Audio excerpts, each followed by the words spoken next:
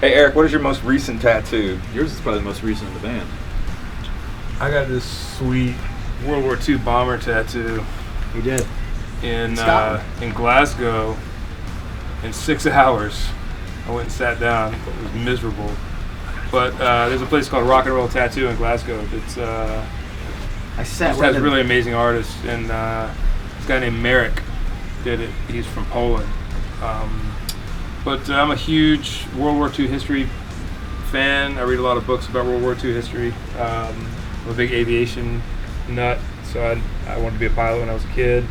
I have a huge amount of respect for the guys that would jump into bombers in World War II and go up and not know if they were coming back, and the camaraderie of those crews. And and just to throw in, I'm a giant Star Wars nerd, so instead of having on the planes, instead of having the U.S. flag, it has rebel symbols on the planes. So. I didn't know that. Yeah. I sat with That's it the the whole Easter time egg, I got you it know? too. And you have a picture of your wife on the plane. And the nose art is my wife. Picture of her that I have. So there you go. I have one I got last tour, just a lyric on my shoulder for my son after my son was born, and it's actually a Cody and Cambria lyric. I'm such a big fan of master songwriters and things like that. That's a weird lyric. Like a Bob Dylan lyric or something like that. But when my son was little, that's what I should have got actually. I would always kind of hum this song to him because he would lay his head right here. It says "From Here to Mars." And I got the O and the M, which are his initials in blue, and I don't remember the name of the artist who did it, but we were in Worcester. So that's why you say Worcester, From Here to Mars. That's why I say From Here to Mars. I didn't know that. I would always sing that song. You just thought he was being emo. Yeah. It's actually a brilliant song that Claudio wrote, and it's I would always hum it to my son. It would always kind of calm him down when he was crying. And it says, "You're my everything from here to Mars." And that's what I got From Here to Mars on my shoulder. Calmed my daughter down with Deftones Diamond Eyes. I know. You told me that. She loved Diamond Eyes by the Deftones. I could play that and she'd be out. It was perfect. The big thing that has been brought up about tattoos with me is when am I going to get the birds? Now it's the 10th anniversary. From Sound of Madness. And since this year it's going to be the 10th anniversary of the record, The Sound of Madness, I will probably get the birds. So we all have the birds. The rest of us have. Because they have the birds. We sort of had an unspoken deal with each other that when that record went platinum, we'd all get the birds tattooed on somewhere. Each one of us have it in a different style or whatever, but we all have it somewhere. Except it's since gone double platinum. Yeah. The one that sticks out of all this that's on me is the one that everybody gravitates towards a lot of time, and it's on my hand, and it says "Your pain is a gift."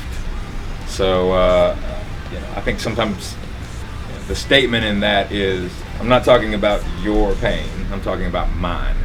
It's pretty simple, what doesn't kill you, because I've seen this, it'll make you stronger. So use that as fuel. So I think a lot of people identify with it.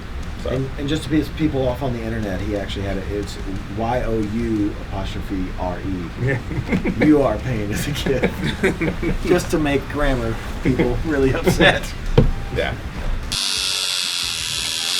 Do I have a tattoo? Do you? We have a tattoo that we no longer like. I covered Party mine Shark up. anymore? Party Sharks, he's hanging in there, man. I don't know Shark's about cool. Party Sharks. Shark's cool. That was a good time period. That was you were I got having fun. So You're having fun. back to an earlier conversation we had in this room about the way that most of my cover-up tattoos start. Yeah.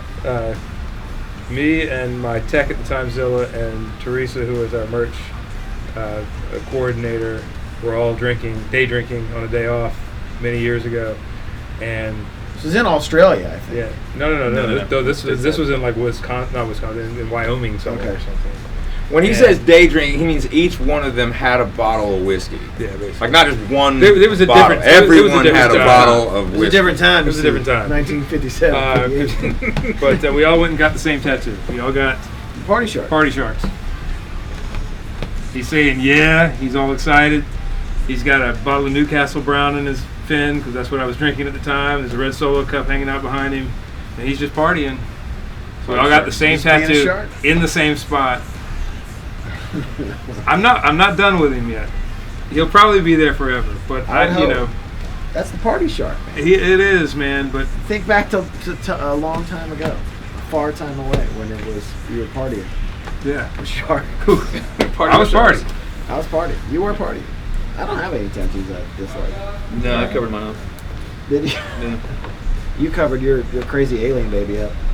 No, I got the alien baby. Oh, you got the alien baby. You covered up War Machine.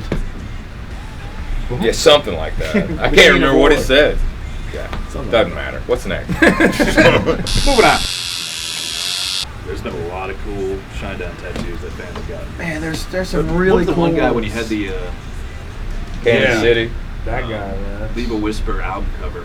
Yeah, Covered his whole neck, yeah. and it was done really well, but his whole neck was the Leave a Whisper album cover. That was. There's also the impressive. SD. There's a lot of people that have the A lot have SD the SD. tattooed from here to here It's over the Adam's apple, which is pretty What's the intense. one guy is getting our portraits on his back and everything? Yeah, that's really cool. There's a bunch of people with the portraits. The portraits to me are like, that's crazy to think about. That someone has your, you know. For me, the lyrics always get me, especially the ones that if it's a lyric that I hold dear or something, thinking that you know, it's something that you came up with your friends, just writing a song, people People have have a tattoo. or putting it on their body, you know, and that's all of them though.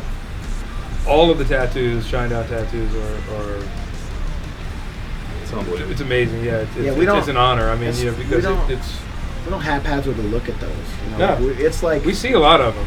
there's a lot. Our band kind of lends itself to that, I think, because the logo and the album covers have such art type symbolism.